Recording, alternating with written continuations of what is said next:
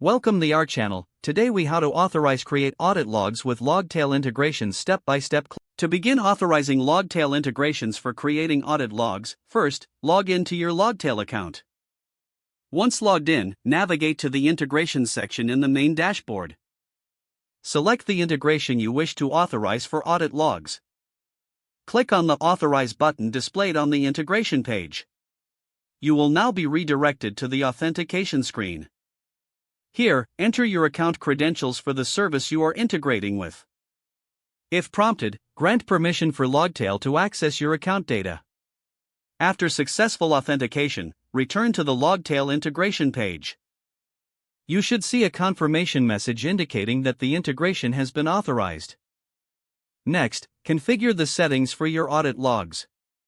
Specify the log format and the level of detail required for your logs. Select any necessary filters to refine the data captured in the logs. Once configured, click Save to apply your settings. To test the integration, generate a test log entry. Review the logs to ensure they are being captured correctly. If everything appears in order, your authorization process is complete. You can now monitor and manage your audit logs effectively through Logtail. If the page does not load, refresh the browser or try again in a private or incognito window. Make sure you are using the correct email address, then retype it carefully to avoid small typos. If your password is not accepted, use the reset option and create a new strong password you can remember. Check your spam folder for verification or security emails, then complete any requested confirmation steps. Enable two-factor authentication if available to improve account security and reduce unauthorized access risk. After signing in, review your profile details so your contact information and settings are accurate and current.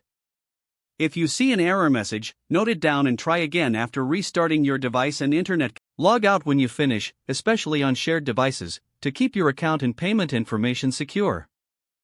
If the page does not load, refresh the browser or try again in a private or incognito window. Make sure you are using the correct email address, then retype it carefully to avoid small typos.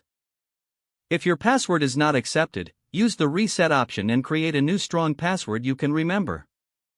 Don't forget to like this video and subscribe to our channel for more step-by-step tech guides.